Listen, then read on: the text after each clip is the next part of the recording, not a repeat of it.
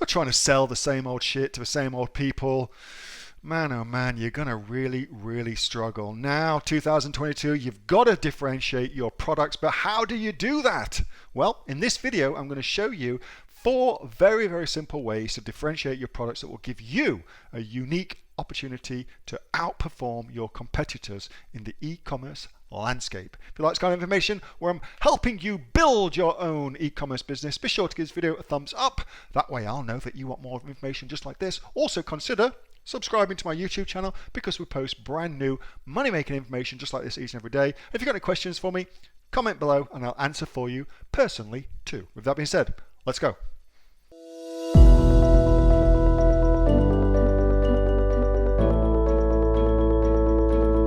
Give us some tips and strategies, oh my God, both, to assess a product for differentiation. My attempts are all too easy for hijackers to copy. So whenever you are putting a product on Amazon, if your product is exactly the same as somebody else's product, and there's nothing different, unique about your product, then what are the only 2 things you get to compete on for that product? If your product is exactly the same as somebody else's product and all you get to compete on, sorry, what do you get to compete on? What is it? Price, that's one of them. What's the other thing? Price and reviews, that's it. So if any 2 products are exactly the same, one of them is not necessary, okay? So you must differentiate your products. You start with an idea for a product. You go look at the competitive landscape of the product. You figure out how to differentiate the product to make it your own, okay? Gone are the days when you could just put something onto Amazon and it would sell. Those days are gone. You can still do that, but you just need very deep pockets now, you know? Now you've got to differentiate your product. You've got to make it unique. You've got to make it your own product. Okay, it's got to be done. So how the hell do you do that? So a couple of interesting things to consider. What I think most people don't really understand about the differentiation process. So the first thing you've got to consider is, are you dealing with a factory or a trading company? So if you're dealing with a trading company, getting things changed for your product is going to be very hard, almost impossible. Sometimes they will go negotiate directly with the factory. For the most part, though, you aren't buying enough stuff to make it worth their while. That's just the truth, okay? So go direct to a factory whenever you possibly can. Okay, so that's the first thing to recognize. Second thing to recognize is most people think of a factory as a big warehouse-esque thing with machines in it, and there's workers putting things together and everything's manufactured in-house. Okay, that's what most people think of when they think of a factory. But that's just not true. In actuality, most factories that we interact with are more like assembly lines fitting things together. Okay, so the factory will buy disparate parts from other factories. They'll bring them all into one area, the factory that you're dealing with, and then they're assembled there. Okay, that's how 99% of the factories that we will deal with operate, or they will at least buy in elements of the thing that you're making. So for instance, you know, there's a dog lead here, for instance. Well, the factory might make the housing for the dog lead, but they'll buy the clips and they'll buy the dog cord and they'll bring them in. Okay, so knowing that is important, because then you get to start thinking about, well, given that the factory is actually assembling the product rather than manufacturing the product, what am I able to get altered? What can I get altered? Anything that the factory makes is easier to get altered. But if the factory is buying the clips in, let's just click on it so you can see it properly. If the factory is buying those little clips in, okay, chances are you will not be able to get that clip altered unless you say, I don't want that clip at all. What I want is a brass clip. Here's the one I want. Go source it. Okay. So that changes the way you think about getting products differentiated. And for the most part, in terms of like a hierarchy of ease to get things differentiated, the things that the factory produces are top level. If anything can be changed, it's that. Okay. And you should just ask, you know, what do you produce in-house? What are you buying in? Like, you shouldn't expect like a product like this, for instance, which has got a zipper on it. Well, the factory won't make the zip.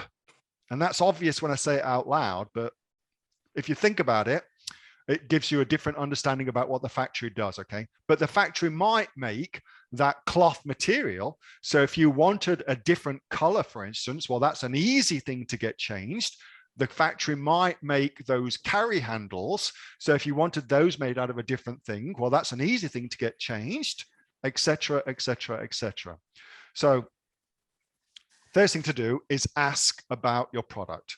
Don't worry about looking like you don't know what you're talking about. It's okay. You're going to educate yourself, and we all start knowing nothing, and then we learn, and that's the way you do shit. So there's that. Okay. The other thing as well, which is just on that, and again, I don't want to kind of go too deep into this, that gives you a greater understanding about minimum order quantity as well. So if you want to make changes to a thing, let's say you've decided you don't like this zip and you want a different kind of zip, okay?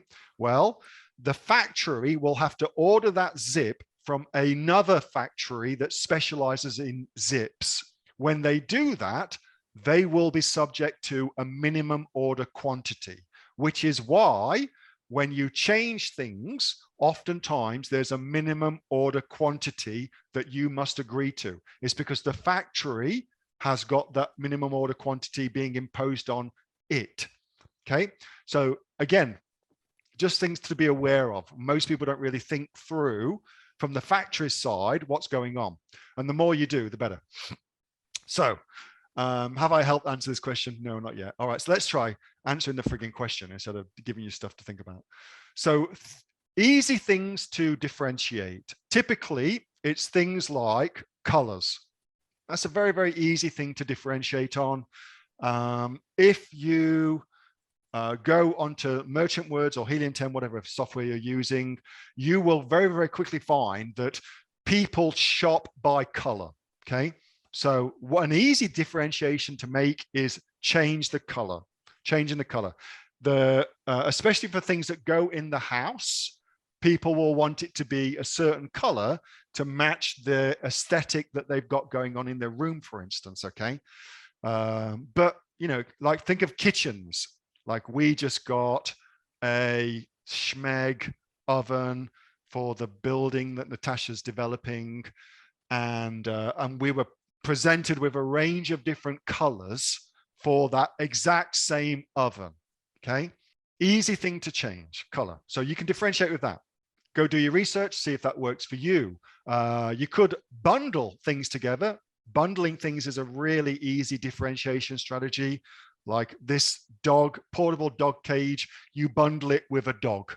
You wouldn't do that, of course, but you get the idea. Like it comes with a free dog, or get this free dog cage logo with this dog, that sort of stuff. The other thing, and this is a really interesting one, I'm giving you some good stuff tonight, holy shit. So oftentimes products have got really, really shitty instructions with them, okay? The instruction manuals are usually crap. So you can get an advantage by providing really great instructions, okay? But that's not all. Amazon's terms of service say that the hero image, the only thing that you can put on the hero image is things that the customer is going to get. So if you go out of your way to make a really, really good instruction manual or brochure, whatever it is, and on the front of the instruction manual has something which augments your sales argument for your product, well, then you can put that in your hero image. It's part and parcel of your product. Therefore, it's allowed in your hero image, like your packaging is too. Lots of cool things you can do with that. Think it through. Makes sense. You can change the componentry as well. But here you're getting into different things, okay? So you can change the componentry. So an easy thing to change is changing the plug. So has it got a regular plug? It has. Well, change that for a USB plug instead. And not only will you get rid of a lot of the electrical compliance that you have to go through, but you'll also be offering a much different product to somebody that they can use in different places. Okay, little things like that. When you think it through, there's so many things you can differentiate about a product to make it something unique, to give you a market. And of course, what are you able to do when you differentiate a product and make it unique? What does that and then enable you to do? Raise the price. Raise the price. Easy as that. So if you are the only person in that marketplace selling that thing in that particular guise, in that particular color, then that's your market. You get to dictate the price, okay? If you're the only person selling the thing with the really great instruction manual that you'd need, you get to dictate the price, okay? Hi, this is Neil from the Aussie Online Entrepreneurs. We are the fastest growing e-commerce community right here in Australia. 2,500 members and growing, with sales, by the way, of over $50 million. If you'd like to find out more about what we do, and of course to come and join us, get yourself off to www.aussieonlineentrepreneurs.com.au. That link is below in the description, and I will see you on the inside.